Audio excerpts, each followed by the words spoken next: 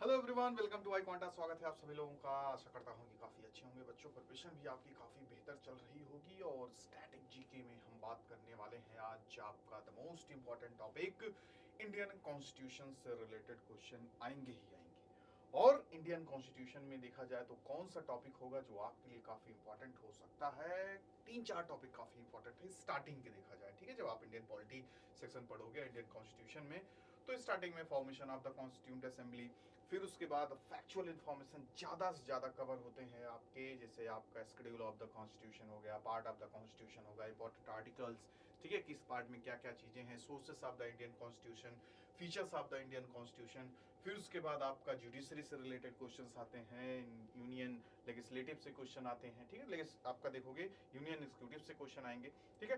तो आपको ध्यान देना होगा union government, state government, judiciary से क्वेश्चन। तो शुरुआत के 5-6 टॉपिक बड़े इंपॉर्टेंट होते हैं। पंचायत राज से क्वेश्चन आते हैं, तो इसको हम कवर किया जाएगा। हम लोग कवर करेंगे इंडियन पॉलिटी एंड कॉन्स्टिट्यूशन के टॉपिक में, ठीक है। तो काफी इंपॉर्टेंट स्टैटिक जीके का, फिर उसी तरीके से इकोनॉमिक्स हो गया, फिर उसी तरीके से ज्योग्राफी हो गया, हिस्ट्री हो गया, सब आपको पढ़ना है और जल्द से जल्द सारी चीजों को कवर करना होगा, क्योंकि एग्जाम का वक्त जो है काफी जल्दी आता है। आप सोचोगे भी 4 महीने, 5 महीने या 10 महीने पूरे हमारे पास साल भर है, वो कब बीत जाएगा पता चलेगा 1 महीना रह गया है। तो सारे सब्जेक्ट, और ये भी नहीं सिर्फ और सिर्फ आपके पास एक ही सब्जेक्ट हम साल में पढ़ते रहेंगे, अदर सब्जेक्ट्स भी हैं, स्टैटिक जीके है, करंट अफेयर है, उसके साथ साथ आप देखोगे आपके रीजनिंग, मैथ्स, ये सब सारी चीजें हैं, लीगल, जिस भी एग्जाम की आप प्रिपरेशन कर रहे हो, ठीक है। तो इसी चीज को ध्यान में रखते हुए हम लोग आगे बढ़ते हैं, और सबसे पहला टॉपिक आपके सामने जो आने वाला है वो तो आ गया अबाउट योर एजुकेटर, ठीक है। तरुण तिवारी सर ये आपके सामने आ चुके हैं, और फाइनली देख ही रहे इनके बारे में। जीके, स्टैटिक जीके वगैरह में पूछेगा नहीं कि सर ने गोल्ड मेडल किस में जीता, सर ने कितनी बार कुछ कंपटीशन जीता, कितनी बार इंटरव्यू फेस किया यूपीएससी का। तो ये सब आपकी जीके का काम नहीं। हाँ, आप अपने दोस्तों से या आपकी जानकारी के लिए भी जरूरी होता है कि जो आपको ज्ञान दे रहे हैं, शिक्षा दे रहे हैं, क्या वो डिजर्व करते हैं। खैर, गुरु का कोई स्तर नहीं होता जानने का, जिससे भी आपको ज्ञान मिले, ठीक है, ज्ञान मिले और आपको कुछ सीख मिले, चाहे वो कितने भी इस दुनिया का कितने भी निचले स्तर का इंसान हो या बड़े स्तर का कोई जानवर हो, या मतलब जीव निर्जीव, लिविंग और नॉन लिविंग थिंग्स, कोई भी आपको शिक्षा दे रहा है या आप उससे सीख रहे हो। कुछ दवाई देंगे, जो जीवित होंगे वो देंगे, और कुछ निर्जीव होंगे जिससे आप लेंगे, ठीक है। तो वहां आपको वो हेल्पफुल करेगा। तो बात शुरू होती है formation of the constituent assembly की। क्या है ये? तो जैसा कि आपको पता है, कॉन्स्टिट्यूशन बनने का प्रोसेस हमारा स्टार्ट हुआ 9 ऑफ दिसंबर 1946 को। लेकिन इससे पहले बहुत समय से बात चल रही थी कि हमारा एक संविधान, हमारा एक कॉन्स्टिट्यूशन होना चाहिए, जिसके आधार पर हम अपना गवर्नमेंट को आगे बढ़ाएंगे, गवर्नेंस चलाने के लिए, गवर्नमेंट को अच्छे तरीके से लॉ एंड ऑर्डर को फॉलो करने के लिए, लोग कोई जुर्म करें उनको सजा देने के लिए, ठीक है, लोगों के राइट्स के लिए, ठीक है। क्योंकि हम देखिए सदियों से गुलाम थे, ठीक है। इसके पहले मुस्लिम डायनेस्टी हुआ करती थी, मुगल वंश, फिर उसके बाद देखिए यूरोपियंस हमारे यहाँ आए, ब्रिटिश के हम कई सालों तक गुलाम रहे। तो हमारे जो अधिकार थे, हमारे जो राइट्स थे, उसका हम लोग यूज नहीं कर पाते थे, ठीक है। क्योंकि ना हमारे पास राइट टू एक्सप्रेस अपना फ्रीडम को एक्सप्रेस करने का हमारे पास कोई राइट्स था, ना इक्वलिटी का राइट्स था। समाज के जो लोअर मिडिल क्लास या निचले तबके के लोग थे, उनको हमेशा एक्सप्लॉइट ही किया गया। जिनके पास पैसे थे, जमीनें थी, वो हमेशा ही समाज के सबसे ज्यादा ऊंची तबके में रहे और लोगों को एक्सप्लॉइट किए।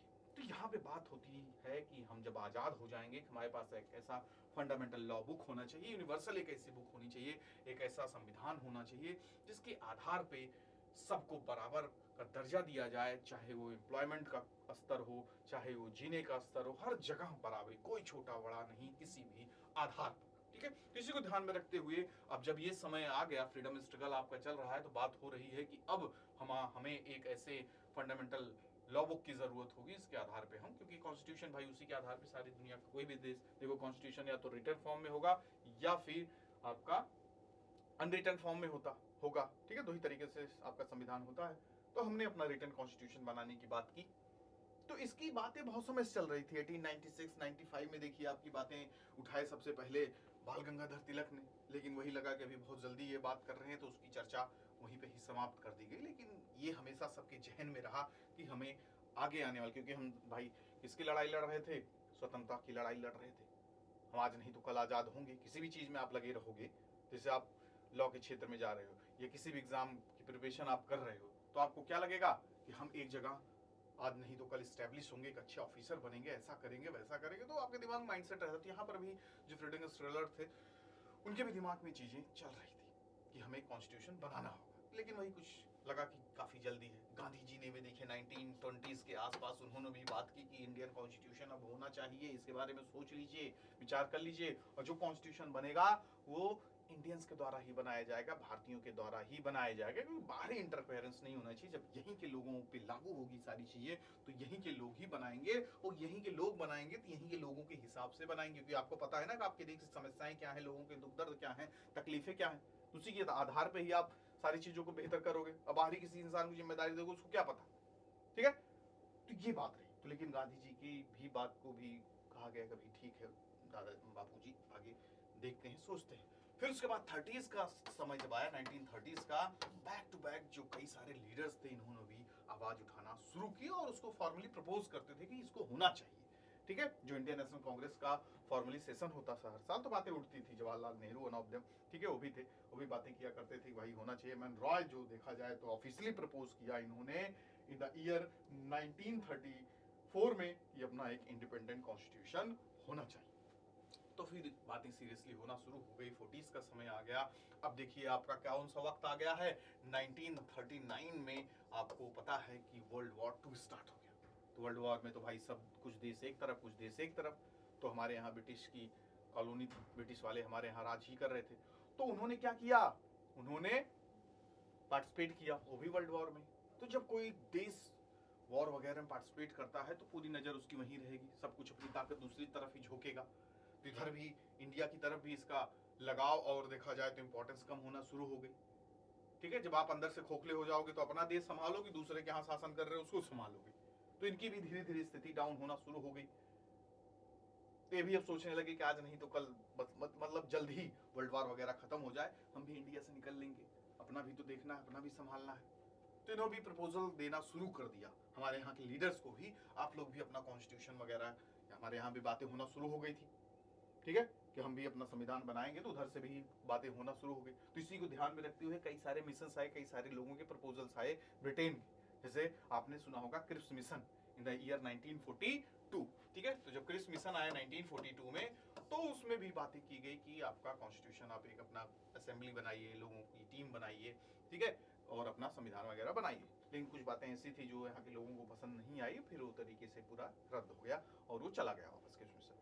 फिर आपका इन द ईयर 1946 जो कमियां थी, जो दिक्कतें आई थी 1942 में क्रिप्स मिशन के फेल होने की, उसको सुधार करके 1946 में एक मिशन और आया, the mission was cabinet mission, ठीक है। कैबिनेट मिशन इंडिया में आया आपका मार्च 1946 में, क्योंकि कई सारे इवेंट्स होते हैं, ठीक है, आपके 1946 में। तो भी कभी कभी एग्जाम में पूछ लेते हैं कि मिशन कब आया, कब फॉर्म्ड हुआ, ठीक है। कॉन्स्टिट्यूंट असेंबली भी इसी साल ही स्टार्ट हो जाती है, संविधान बनना भी इसी साल ही स्टार्ट हो जाता है, तो कई सारे इवेंट्स हो जाते हैं, इसलिए आपको मंथ भी याद रखना होगा। तो यहाँ पे आपका कैबिनेट मिशन आ गया है, वो सारी कमियों को दूर करते हुए, और फाइनली इसने प्रपोज कर दिया है कि अब आप इसकी बात को मान के, यानी कैबिनेट मिशन की बात को मान के आप संविधान बनाना स्टार्ट कीजिए। तो यहाँ के लीडर्स भी मान गए, और इसमें जो सारे प्रपोजल्स थे, जो सारे क्राइटेरिया थे, किस किस चीज को फॉलो होगा, कितने टोटल ऑफ मेंबर्स होंगे, ठीक है, ये सारी बातें इसमें लिखी थी। और ये जो कैबिनेट मिशन था, इसको लीड कौन कर रहा था और अदर्स मेंबर कौन कौन थे, इनको भी जानना काफी जरूरी हो जाता है। The mission was headed by, the most important question, by Pethick Lawrence, नाम याद रखिएगा, ठीक है, पूछा जाएगा। पैथिक लॉरेंस के द्वारा हेड किया जा रहा था इस मिशन को, और इसमें दो अदर्स मेंबर्स थे, the name much, Stafford Cripps and AB Alexander. ये आपका इंपॉर्टेंट क्वेश्चन बन जाता, out of which was not the member, were not the member of constituent, cabinet mission plan. तो एक नाम आपका अलग रहेगा, तो उसको आपको क्या करना होगा, एलिमिनेट करना होगा। या तो इन तीनों के नाम याद रखिए, एक दो तीन बार आप देख लेंगे तो भी आपको लगेगा अच्छा स्टेफर्ड क्रिप्स साहब नहीं थे, या पैथिक लॉरेंस नहीं थे, या एबी अलेक्जेंडर नहीं थे, ठीक है। ये जो आपको ऑर्डर रहेगा वो आप निकाल दीजिएगा। फिर उसके बाद सबसे बड़ी बात, द मोस्ट इंपॉर्टेंट, इसको ध्यान में रखिएगा, ठीक है, who was headed bye cabinet mission plan. तो ये हो गया आपके सामने। अब आगे बढ़ते हैं टोटल नंबर ऑफ स्ट्रेंथ, कितने लोगों की स्ट्रेंथ होगी संविधान सभा या कॉन्स्टिट्यूंट असेंबली की, तो उसमें बात लिखी हुई थी क्रिप्स मिशन प्लान में, and the total member watch कितने थे 389 members. How many member 389 members, इसको भी आप ध्यान में रखिएगा। फिर उसके बाद आपको पता ही है कि ये कब सिलसिला स्टार्ट होता है आपका कॉन्स्टिट्यूंट बनने का, 1946 में ही स्टार्ट हो जाता है। ठीक है, तो आपको पता है हमारा देश कब आजाद होता है, 47 में आजाद होता है। तो पहले जब आपका 1946 में आपका ये बनना शुरू हुआ तो सब कुछ आज का जो पाकिस्तान वगैरह है ना, सब कुछ एक में ही था। ठीक है, तो जब पार्टीशन हो तो सब कुछ जब एक था तो ये सब मिला के 389 मेंबर्स थे।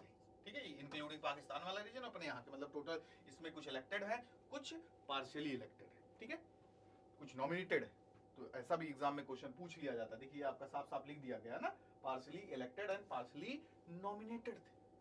ठीक है, कुछ इलेक्टेड थे और कुछ नॉमिनेटेड थे, 389 मेंबर्स टोटल थे। ये सब कुछ मिला के इंक्लूडिंग आज का पाकिस्तान। तो जब 1947 में आपका भारत पाकिस्तान अलग हो जाते हैं तो इधर के जो रिमेनिंग मेंबर्स बचे इस जोन से आते हुए, तो पाकिस्तान अलग देश बन गया, तो इंडिया का पार्ट ही नहीं रहेगा, तो अब वो कम हो जाते हैं 389 से, फाइनली इतना बनते हैं कितना 299 मेंबर्स। ठीक है, तो ये ध्यान रखिएगा। और भी क्वेश्चन पूछा जाता है क्या जो 389 मेंबर्स थे वो पूरी तरीके से इलेक्टेड थे या नॉमिनेटेड थे या पार्शियली इलेक्टेड पार्शियली नॉमिनेटेड थे या इनमें से कोई नहीं, तो the answer is partially elected partially nominated. कैसे, अब देखिए। ठीक है, इसको भी आपको बाइफरकेट कर देता हूं। Total number of members 389 members. ठीक है, अब इसमें क्या था, कैसे पार्शियली इलेक्टेड कैसे पार्शियली नॉमिनेटेड, इसका आप समझिएगा। देखिए उस समय जब हम लोग यहाँ पे गुलाम हुआ करते थे, ठीक है, या जो शासन चल रहा था, ब्रिटिश गवर्नमेंट का यहाँ पे शासन चल रहा था, तो जो हमारा इंडिया था ना, इंडिया था, तो आपको भी पता होगा कि कुछ बहुत सारे राजे रजवाड़े प्रिंसली स्टेट्स हुआ करते थे उस समय भी। वो पूरी तरीके से गुलाम नहीं थे, पूरी तरीके से ब्रिटिश गवर्नमेंट के अंदर में नहीं आते थे। ठीक है, उनको रेंट दे देना रहता था, बस जी हुजूर आइए, मैजेस्टी आइए, जहां पना, ये सब चलता रहता था। रेंट दे देना, सारा सेवा पाती करते रहना। आप देखते होंगे ना फिल्मों वगैरह में कि ब्रिटिश गवर्नर जनरल बैठा है, साथ में राजा जी बैठे हैं, मैसूर के राजा हो गए, ट्रवनकोर के राजा हो गए, या निजाम साहब हो गए। तो ऐसे प्रिंसली स्टेट थे, लगभग 565 princely state, more than 500 plus princely states. ठीक है, तो उनके पास अपना खुद का क्या था, प्रिंसली स्टेट, मतलब राजा रजवाड़े, उनकी देसी रियासतें थी। तो वो लोग तो पूरी तरीके से इनके अंडर में नहीं थे, अंडर द ब्रिटिश गवर्नमेंट। ठीक है, तो वो लोग जो इलेक्ट करके भेजेंगे वो ब्रिटिश वाले नहीं सेलेक्ट करेंगे, वो राजा अपनी तरफ से रिप्रेजेंटेटिव भेजेंगे। ठीक है, तो वो आ जाएंगे नॉमिनेटेड में। फिर उसके बाद जो ऐसे स्टेट्स जो directly control under the British government, ऐसे 12 स्टेट्स थे, जैसे मद्रास प्रेसिडेंसी हो गया, या फिर आपका बंगाल प्रेसिडेंसी हो गया, महाराष्ट्र प्रेसिडेंसी हो गया। ठीक है, तो ये सब प्रेसिडेंसीज हो गए, अवध हो गया, तो ये सब क्या था, direct control under the British government. तो यहां से इलेक्ट होके लोग आएंगे, चुन के सरकार डिसाइड करेगी। तो उस तरीके से यहाँ पे बाइफरकेट हुआ। तो ये जो डायरेक्ट ब्रिटिश गवर्नमेंट के अंदर में थे, ऐसे लोग 292, ठीक है, कितने 292 मेंबर्स आए जो डायरेक्टली कंट्रोल थे ब्रिटिश गवर्नमेंट के। ऐसे स्टेट्स, उन 12 स्टेट से 292 मेंबर्स आए।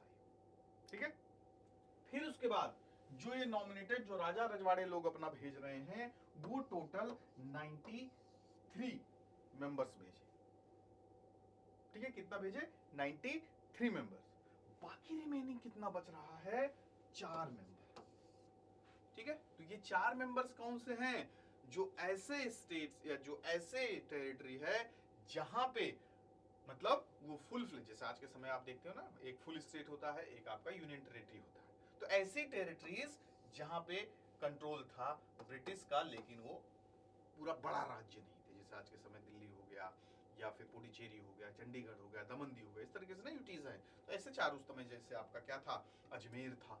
ठीक है, ये सब इस तरीके से स्टेट हुआ करते थे, जो छोटे छोटे आपके टेरिटरी हुआ करते थे। तो ऐसे जगह से आपके जो मेंबर्स थे वो 4 थे। तो टोटल नंबर ऑफ मेंबर्स आप जब जोड़ोगे तो 389 मेंबर्स। तो इसीलिए यहाँ पे देखो ये नॉमिनेटेड हैं, ये डायरेक्ट कंट्रोल से हैं। तो इसी तरीके से क्या थी ये असेंबली पूरी, पार्शियली इलेक्टेड पार्शियली नॉमिनेटेड, यानी जो यहाँ पे सारे मेंबर्स बैठे हैं, कुछ पार्शियली इलेक्टेड हैं और कुछ पार्शियली नॉमिनेटेड हैं।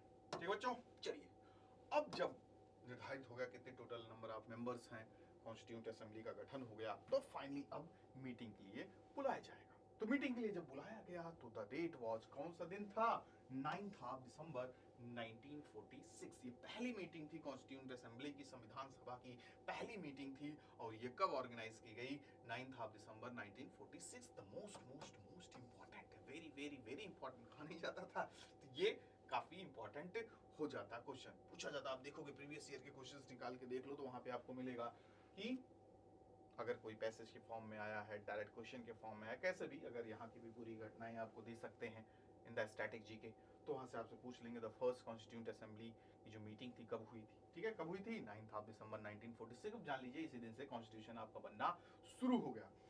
अब कॉन्स्टिट्यूशन के लिए बनाने के लिए सभी लोग यहाँ पे इकट्ठा हो गए हैं, सारे मेंबर्स आ गए हैं। तो अब बात होती है कि कौन लीड करेगा।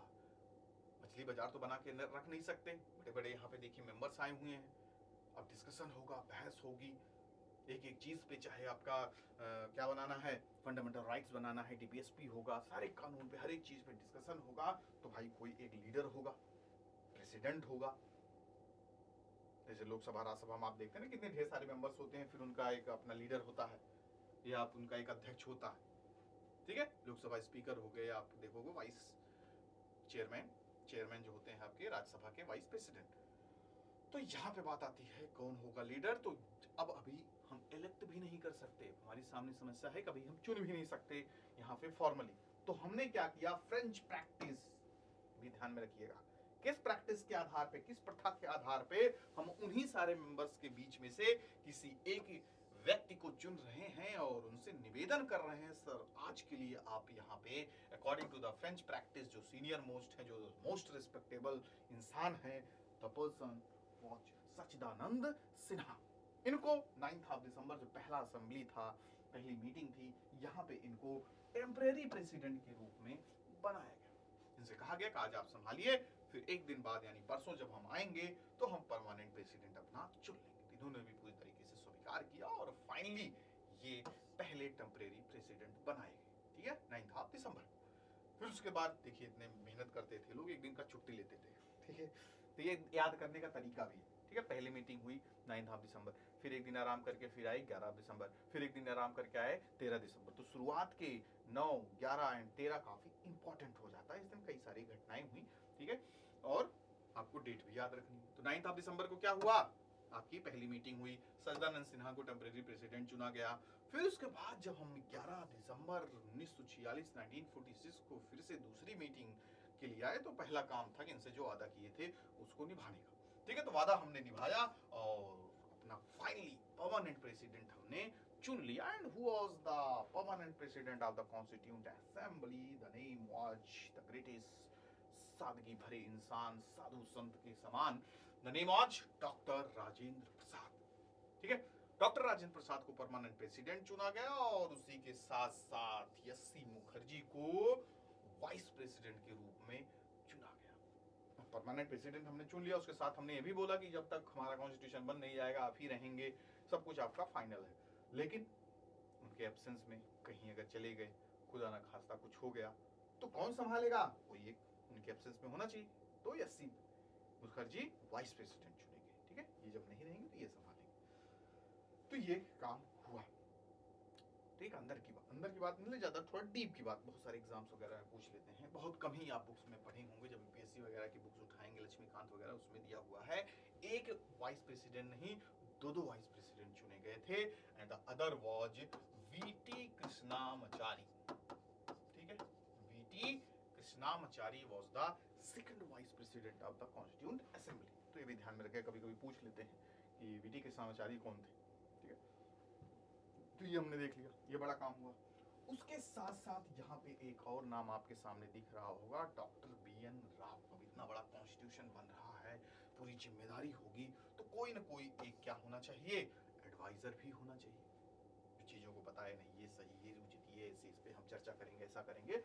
तो BN. Rao was appointed as the constitutional advisor to the assembly। ये काम हो रहा है सर 11 तारीख को, दो बड़े काम हुए, इनको भी याद रखना जरूरी है। क्या थे ये ध्यान में रखना है, कौन परमानेंट प्रेसिडेंट था, कौन वाइस प्रेसिडेंट था। ठीक बच्चों, आगे बढ़िए, चलिए देखते हैं। और यहाँ पे आपके लिए थोड़ा और डीप में फैक्ट जानने की ज़रूरत है। कभी कभी क्लास चलती रहती है, बच्चे सोचते हैं क्या पूछें सर से, सब कुछ डाउट भी क्लियर है, चलिए लाओ फुल फॉर्म ही पूछ लेते हैं। अब जैसे ऑफलाइन क्लास वगैरह में बच्चे पूछ लेते हैं कि सर, अब होता नहीं आप पूछोगे एनी डाउट, तो उनको डाउट यही में है सर हमने टीटी कृष्णामाचारी का नाम आपसे सुना था तो उनका फुल फॉर्म बताइए। अरे वैसे टीटी कृष्णामाचारी आपको याद हो जाए ही बहुत बड़ी बात है, यही आपके जीवन की सबसे बड़ी सफलताओं में से एक रहेगा।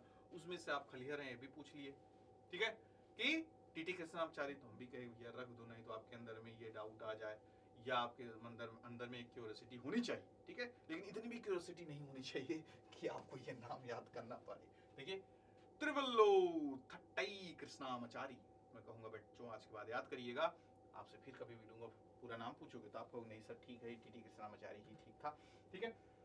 तो काफी बड़े इंडियन पॉलिटिशियन थे, who serve as finance minister रह चुके हैं ये 56 से लेके 58 तक मेंबर भी थे, और आपका 64 से लेके 66 तक, ठीक है। बीएन राव का भी देखिए full form, the Benegal Narasimha Rao, ठीक है, was an Indian civil servant थे, जो आपके कॉन्स्टिट्यूशनल एडवाइजर बनाए गए ना BN Rao, civil servant, jurist भी थे, डिप्लोमेट थे, स्टेट्समैन थे, known for his key role in the drafting of the constitution of India. इनका भी बहुत बड़ा आपका रोल है, ठीक है, हाथ रहा है किसमें, कॉन्स्टिट्यूशन के ड्राफ्ट को बनाने में, ठीक है। तो ये आप ध्यान में रखिएगा। No doubt drafting of the Indian constitution के जो हेड थे, ड्राफ्टिंग कमेटी के जो हेड थे, वन एंड ओनली आपके डॉक्टर भीमराव अम्बेडकर साहब थे, ठीक है।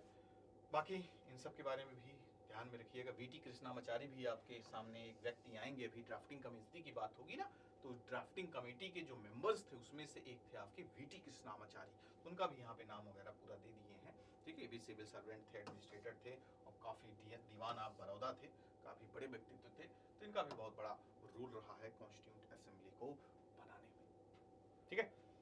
अगली बात अब आएगी आपके सामने, जैसा कि आपको पता है कि 9 तारीख को हमने क्या किया, कॉन्स्टिट्यूशन असेंबली को फॉर्म करके फाइनली पहली मीटिंग की, ठीक है। पहले टेम्परेरी प्रेसिडेंट चुने गए, कौन थे, सच्चिदानंद सिन्हा। अब यहाँ पे बात आ जाती है, 11 तारीख की भी बात आ गई कि हमने परमानेंट प्रेसिडेंट बनाया, बीएन राव को कॉन्स्टिट्यूशनल आपका एडवाइजर बनाया, ये सब हमने 11 तारीख है। फिर एक दिन की छुट्टी, और अब कब आएंगे हम लोग अगली मीटिंग में, 13 तारीख को, ठीक है। 13 दिसंबर को तीसरी मीटिंग होती है, और यहाँ सब कुछ अच्छा चलता रहता है, लेकिन उन्हीं व्यक्तियों में से एक व्यक्ति कहता है कि हम भी कुछ यहाँ पे कहना चाहते हैं, बोलना चाहते हैं। तो उनसे बोला गया अरे कौन है, तो पता चला कि जवाहरलाल नेहरू जी, ठीक है।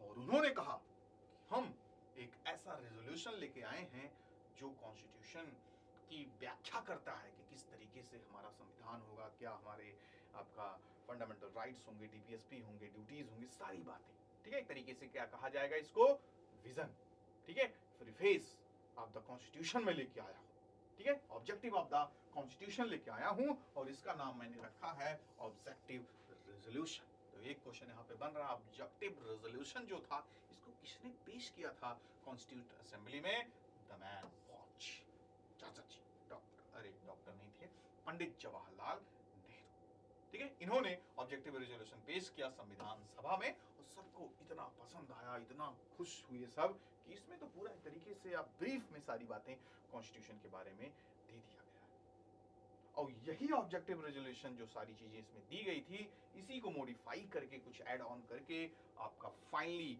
जो बनता है कॉन्स्टिट्यूशन, आप जैसे पहला पेज खोलोगे आपको क्या नजर आएगा, प्रीएम्बल ऑफ द कॉन्स्टिट्यूशन, ठीक है, संविधान की प्रस्तावना। Preamble is also known as soul of the constitution, संविधान की आत्मा। पूछा जाता direct, out of which is known as the soul of the constitution, क्या बताओगे, प्रीएम्बल, ठीक है। तो यही आपका ऑब्जेक्टिव रेजोल्यूशन आगे चल के यही हमारे कॉन्स्टिट्यूशन का प्रीएम्बल बनता है। और जब इन्होंने फाइनली पूरी असेंबली के सामने इसको पेश किया तो सब खुशी से झूम उठे, और फाइनली सबने उसका स्वागत किया। और ऐसा नहीं, 13 दिसंबर को ही कॉन्स्टिट्यूंट असेंबली ने इसको अडॉप्ट कर लिया, अडॉप्ट किया 22 जनवरी 1947 में, ठीक है।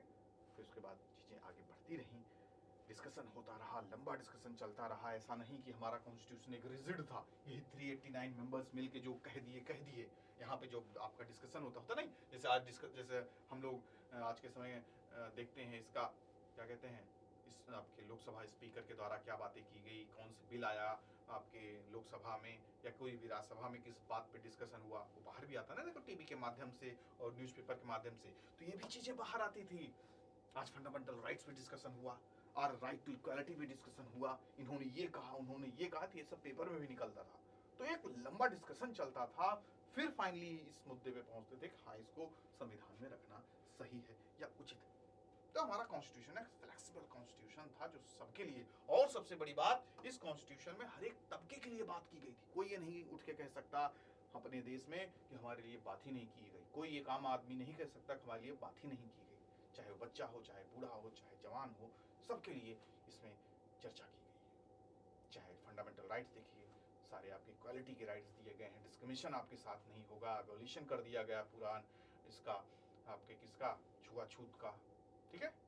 तो बहुत ही बेहतरीन संविधान है अपना, सारी चीजें इसके बारे में पढ़ेंगे जो हमारे एग्जाम के लिए इंपॉर्टेंट होगी, ठीक है। तो फिलहाल इस वीडियो में इतना ही हम करेंगे। आगे क्या देखने वाले हैं, आपके कॉन्स्टिट्यूशन अभी बनना स्टार्ट हुआ, अभी देखिए ऑब्जेक्टिव सेशन 3 दिन की बात हुई है।